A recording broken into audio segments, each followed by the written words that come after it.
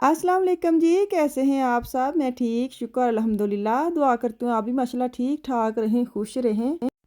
चलें जी, किचन में आ गई हूँ। उठते ही आज क्या कहते हैं, हफ्ता है, बच्चे घर हैं। आज मैं तो संडे है, मैंने कल की बात कर रही हूँ। आटे की मशीन लगाई है, मैं क्या आटा गूंद लवाना, सवेरे उठते हैं फिर, क्योंकि बच्चे ने खैर लेट ही उठना। मैं उठते पराठे तो नहीं खाते, लेकिन इनकी दादी अम्मी आई हैं, वो रोटी खाती हैं सुबह उठ के ना। तो उनके लिए आटा बना रही थी। मैं खैर ना होवे मैं चाह का कप लैके जाके बवां ਤੇ ਉਹ ਵੀ ਕਹਿਣ ਮੈਨੂੰ ਬਣਾ ਦੇ ਪਰਾਠਾ, ਤੇ ਬਿਹਤਰ ਮੈਂ ਕੰਮ ਨਿਬੇੜ ਕੇ ਨਾ ਫੇਰ ਹੀ ਮੈਂ ਜਾ ਕੇ ਬਵਾਂ। ਤੋ 10 ਵੱਜ ਗਏ ਆ, ਟਾਈਮ ਦਿਖਾ ਰਹੀ ਮੈਂ ਆਪਣਾ ਟਾਈਮ ਸਹੀ ਕਰ ਲਿਆ। ਮੈਨੂੰ ਬੜੇ ਪੈਸੇ ਜਾਂਦੇ ਸਨ, ਬਾਜੀ ਘੜੀ 'ਚ ਸੈੱਲ ਪਾ ਲਓ। मैं क्या इस मामले में बड़ी माठी हाँ। तो खैर आटा गूंद ली, साथ चाय बना रही हूँ, अपने लिए बना रही हूँ। साथ है ये मशीन का मैं दिखा दूँ, ये वाली मशीन है। पिछले दिनों भी मेरे से पूछ रहे थे कि ये कैसी है, सही रहती कि नहीं रहती। मैंने इन्ना पता, मैं तो जदू दी आई हूँ ना, मैं यही मशीन यूज़ करनी हाँ। अच्छा, जब आगे जाकर ना मैं आपको इस बिस्किट का पैकेट मेरे पास थोड़ा खुला था, मैं आपको तो खा दूँ। बड़े ही मज़ेदार बिस्किट ने, सच्ची पूछो ना, इन्ने का टेस्टी। ये मुझे लगता है रेवे या ना कुछ से मिल जाते, बड़े मज़ेदार ने ना। तो ਇਹ ਮਿਸਾਲ ਲਿਆਈ ਸੀ ਨੇ ਕੇਕ ਬਣਾਉਣਾ ਸੀ, ਤੇ ਉਹਦੇ ਵਿੱਚ मैं डंडी मार के उन्हें गिन के आंदा सा मिसाल। कल मैंने स्टोरी भी लगाई थी, आगे जाके मैं आपके साथ शेयर भी करती हूँ। उसने चीज़ केक शायद बनाया था, चॉकलेट का ऐसे कुछ था ना, मुझे नाम शाम नहीं आता, लेकिन टेस्टी सुपर थे। तो मैं किते एक बार वो वेख लैनी ना, फिर बाद च रेसिपी जी मैं तुहानू शेयर करनी है। फिलहाल तो मैं आटे में लावां टकना, तो चाह पावां। क्योंकि आज ना क्या कहते हैं, मैं अपनी चाय बनाऊंगी, तो अम्मी जी ने खाना था नॉर्मल, तो वो कह रहे थे भी ठहर के खाऊंगी, आप पी लो चाय, मुझे भूख नहीं है। मैंने कहा चलो नौकर की नहरा की असी तो पीने हैं चाह। चाह पी के बाद मैं स्टैंड जो है ना, वो मैंने इस साइड पे रखा हुआ था, इसमें सारे मेरे कपड़े थे। मैंने कहा आज इनको उतार के ना इनको मैं तय करूँ। अच्छा, मैं तय करने लगी थी तो उतार के सोफे पे रखते हैं, तो कह रहे थे लाए मैं कर देती हूँ।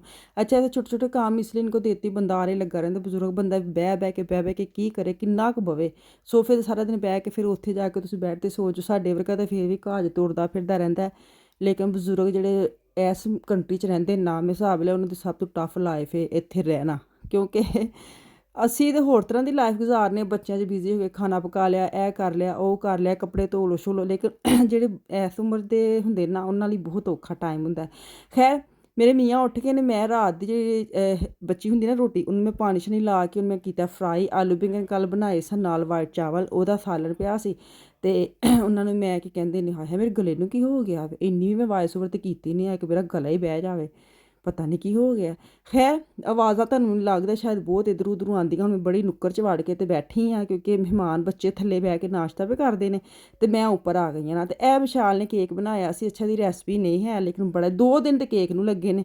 ਇਹਨੂੰ ਇੰਨੇ ਘੰਟੇ ਤੇ ਫਰਿੱਜ ਵਿੱਚ ਰੱਖਣਾ, ਅਤੇ ਇੰਨੇ ਘੰਟੇ। ਖੈਰ ਉਹਨੇ ਫਸਟ ਟਾਈਮ ਬਣਾਇਆ, ਪਰ ਸੁਪਰ ਟੇਸਟ, ਸੁਪਰ ਉਹਦੀ ਅੱਛੀ ਵਾਲੀ ਉਹਨੇ ਕੀ ਕਹਿੰਦੇ ਨੇ ਸਜਾਵਟ ਕੀਤੀ ਹੈ। ਇਹਨੂੰ ਮੈਂ ਇਹੀ ਇੱਕ ਵਾਰੀ ਬੱਚਾ ਬਣਾ ਲੇ ਨਾ, ਅਤੇ ਟੇਸਟ ਦਾ ਪਤਾ ਲੱਗ ਜਾਏ, ਫਿਰ ਉਹ ਦੁਬਾਰਾ ਹੋਰ ਕੋਸ਼ਿਸ਼ ਕਰਦਾ। ਅਤੇ ਬੜਾ ਹੀ ਅੱਛਾ ਬਣਿਆ, ਬੜਾ ਅੱਛਾ ਸੁਪਰ ਰਿਜ਼ਲਟ ਨਿਕਲ ਕੇ ਆਇਆ ਸੀ। ਹੁਣੇ ਬਣਾਉਣ ਦੀ ਨਾ ਦੁਬਾਰਾ ਤੇ ਮੈਂ ਰੈਸਪੀ ਜਿਹੜੀ ਨਾ ਉਹ ਮੈਂ ਰਿਕਾਰਡ ਕਰਾਂਗੀ ਅਤੇ ਤੁਹਾਡੇ ਨਾਲ ਸ਼ੇਅਰ ਕਰਾਂਗੀ। ਇੱਕ ਤਾਂ ਬਿਸਕਿਟ ਬੜੇ ਮਜ਼ੇਦਾਰ ਸੀ, ਉੱਤੋਂ ਇਹਨੇ ਪਤਾ ਨਹੀਂ ਕੀ ਪਾਇਆ, ਅਤੇ ਬੜਾ ਹੀ ਮਜ਼ੇਦਾਰ ਟੇਸਟ। ਫਿਰ ਮੈਂ ਚਾਹ ਵੇਖ ਨਾ, ਇੱਕ ਨੁੱਕਰ ਕੱਟੀ ਵੀ ਗਈ, ਬੱਚੇ ਲੈ ਲੂ ਗਏ ਨੇ, ਅਤੇ ਛੋਟੇ ਜਿਹੇ ਪੀਸ ਮੈਂ ਵੀ ਲੈ ਕੇ ਆਪਣੀ ਚਾਹ ਨਾਲ ਬਣਾਈ। ਮੈਂ ਕਿਹਾ ਚਲੋ ਅਸੀਂ ਵੀ ਹੁਣ ਬਹਿ ਕੇ ਜ਼ਰਾ ਦਾ ਸਵਾਦ ਲੈ ਲਈਏ। ਅਤੇ ਅੱਜ ਮੈਂ ਬਣਾਉਣਾ ਸੀ ਮਟਰ ਪੁਲਾਓ। ਤੜਕਾ ਛੜਕਾ ਭੁੰਨ ਕੇ ਮਟਰ ਜਿੰਨੇ ਹੈ ਸਭ ਵਿੱਚ ਪਾ ਲਏ, ਸਾਰੇ ਪਾ ਲਏ। ਮੈਨੂੰ ਬੜੇ ਹੀ ਪਸੰਦ ਨੇ ਇਹਦਾ ਜ਼ਿਆਦਾ ਮਟਰ ਵਾਲੇ ਚਾਵਲ ਨਾ। ਲੇਕਿਨ ਮਸਲਾ ਹੈ ਵੇ ਕਿ ਜਦੋਂ ਮਟਰ ਪਾ ਲਾ ਨਾ, ਕੋਈ ਚਾਵਲ ਨਹੀਂ ਖਾਂਦਾ।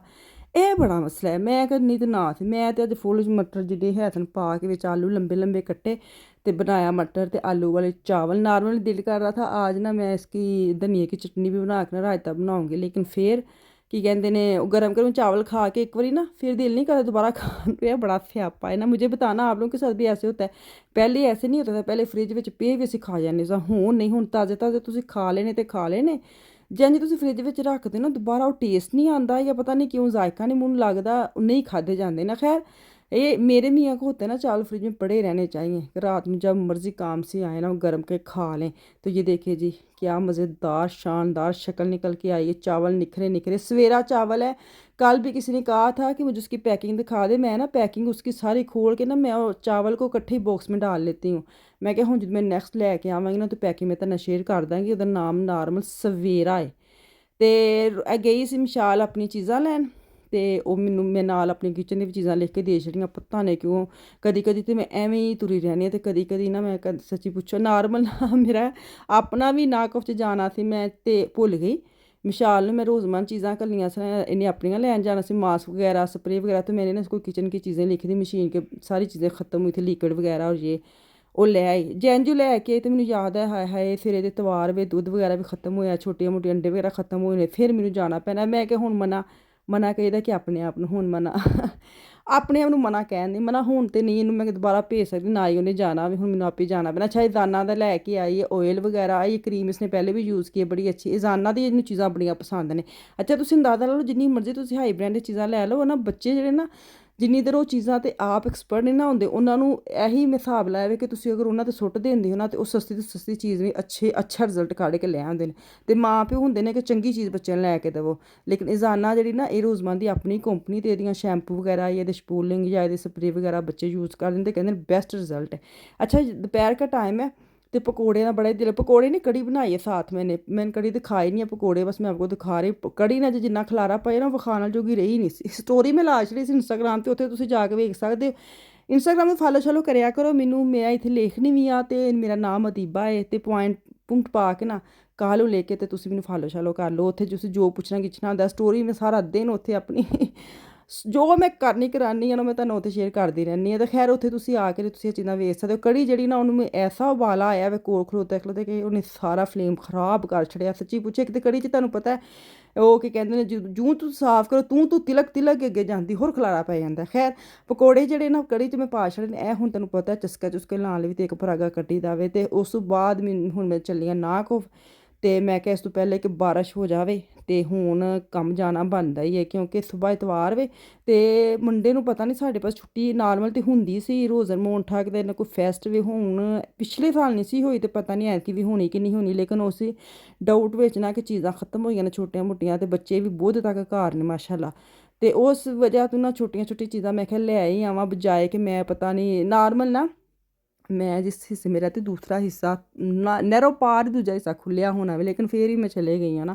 ਮੈਂ ਕਿਹਾ ਨਹੀਂ, ਤੁਸੀਂ ਕਹਿੰਦੇ ਨੇ ਕਿਸੇ ਤੇ ਕਿਸੇ ਕੱਲ ਜੋ आज का काम कल भी मत छोड़े, तो मैंने आज ही किया। मैंने कहा नहीं, मैंने ना कल का छोड़ना है ना परसों पे छोड़ना, मैं आज ही करके आती हूँ। मैं लेने आई हूँ अंडे, नुटेला, क्या कहते हैं, दूध वगैरह, एक दो डब्बा अपना जो मेरा क्या कहते हैं जिसके साथ हम चाय पीते हैं, वो बस बेसिक चीज़ें लेके घर चलती हूँ। और तो कोई इतना ख़ास चीज़ें नहीं थी।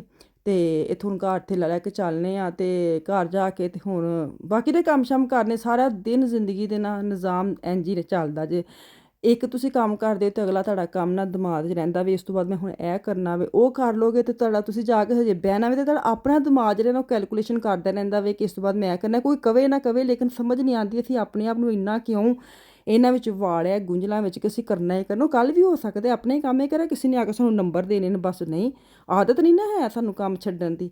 ਤਾਂ ਖੈਰ ਇੱਥੋਂ ਮੈਂ ਚੱਲਨੀ ਆ ਘਰ, ਤੇ ਇਸ ਤੋਂ ਦਵੋ ਮੈਨੂੰ ਇਜਾਜ਼ਤ, ਵਾਪਸ ਆਵਾਂਗੀ ਕੱਲ੍ਹ। ਅੱਲਾ ਹਾਫਿਜ਼।